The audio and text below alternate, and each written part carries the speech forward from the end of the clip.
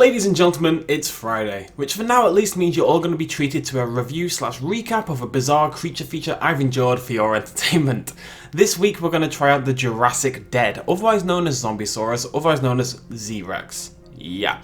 Whilst last week's schlocky dinosaur B-movie, The Jurassic Games, was a fairly entertaining 90 minutes with some decent CGI actually, albeit mediocre acting and bare bones plot. That is not the case for this week. So let's get this out of the way nice and quick. The Jurassic Dead is a terrible film. Not a so bad it's good film, but a genuinely terrible, oh my god, when the hell is this going to be over sort of film. The basic premise is established early on as we follow bearded science man on his journey to reanimate dead things using a serum that reboots the cells in the brain or something, and apparently that brings them to life.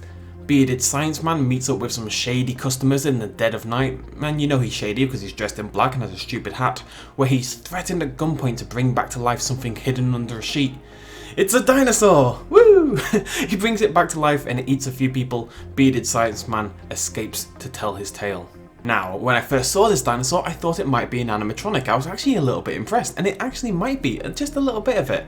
But the more you watch the film, and the more you see this weird theropod, which is the only dinosaur in the film by the way, the more convinced I am that it's actually some sort of bizarre costume controlled from the inside. It's dumb. Anyway, it's really dumb. It looks terrible. We'll get to that. Science Man gets a university job teaching kids how to be evil scientists, in a lecture where he brings in a freaky looking cat and he brings it back to life. Small tangent here for those of you who watch Community, and if you don't you should, there's a segment in season 6 where they have a fake film that's basically Portuguese gremlins. This cat is basically the gremlin. I'm going to show you a picture, just look at the bloody thing, it's terrifying. Anyway, Science Man then gets fired, and then he gets randomly hit by a car for some reason, and as he's dying he threatens to kill everybody, assumedly because he's sad he got fired for reincarnating a freaking decaying cat in a lecture hall. It's social justice gone mad. Anyway, the titles roll and the film kicks off for real.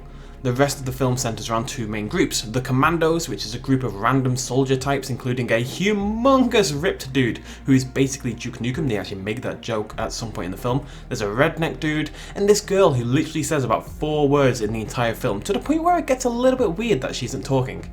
They're on their way to take down Evil Science Dude, who has taken over a military bunker for evil science purposes. The other group is the Idiots, a pair of idiot sisters and their idiot boyfriends. There's the jock who has a jock name like Chad or Concrete or something, there's a stoner geek, there's an emo looking girl, and the girl in the absolutely dreadful blonde wig. The idiots are on a trip of some form when what they believe to be an asteroid knocks out their car electronics via like an EMP kind of effect. And that's really all you're going to get from the characters. Nobody in this film has a discernible personality other than Duke Nukem, who's basically a badass brawler kind of dude. And, fun little fact, the actor in real life is a bodybuilder, in case that wasn't obvious. I should mention here that before this bit kicks off, there's a bizarre voiceover that tells you exactly how many of the commandos die during this adventure. No idea why it's in the film at all, but there you go. After some terrible CGI and some terrible dialogue, and some thoughts of jumping out of my window, the two groups end up reconvening in the military bunker. One of the commandos, called SWAT, because he wears a SWAT t-shirt, ends up dying to some gas stuff from the evil science dude who runs the bunker, and he gets reanimated as a zombie with these big green glowing eyes and stuff. And then finally, after like half the bloody film, the dinosaur shows up once more. And it is, oh boy, it is bad. It is, I mean just look at it. I feel sorry for it just seeing the bloody thing. Some half-assed CGI would have been improvements, it really would. In an effort to make the dinosaur even less scary than it is already, when it first appears, Duke Nukem literally strolls up to it and punches it in the face a few times until it dies. It's like he just punches the thing to death. It does come back to life shortly after, but man, this is the least scary dinosaur ever. And this is, I want to point this out right now, going off script momentarily. This dinosaur, due to its zombie nature and this sort of genetic stuff running through it, when it bites somebody, it turns them into a zombie. That is inherently a pretty cool premise. Dinosaurs that when they eat you, you come back as a zombie. I love the idea. And yet it's just nothing. It's just nothing. Also, I'd like to point out here that at only one point in the film, and not until the end, does any character at all remark on the fact that there's zombies or dinosaurs in this film. They just sort of accept it like it's part of everyday life. Like, oh, there's a zombified dinosaur walking towards me. Mondays, am I right? You know. Running around in the bunker trying not to be eaten by the dinosaur or beaten to death by the zombies. Yes, the dinosaurs just beat you to death for some reason primarily. It's basically the latter half of the film. And it is absolutely mind-numbingly boring. I'm pretty sure the film knows this, as it seems to poke fun at itself with some ridiculous scenes, such as when Duke Nukem gets zombified, spoilers, soz. He strolls out of this bathroom, walks towards the camera with cheering in the background and WWE entrance music playing. It is really bloody weird. The film seems to be trying to be entertaining in that B-movie sort of way, but it's so damn bad and so damn unfunny that it just falls short in every single way. Guys, I can't get across how bad this film is. It's one of the worst I've ever seen, seriously. And there's not much to say for the rest of the film. Run from zombie, bad CGI, bad dialogue. Run from dinosaur costume, bad CGI, bad dialogue.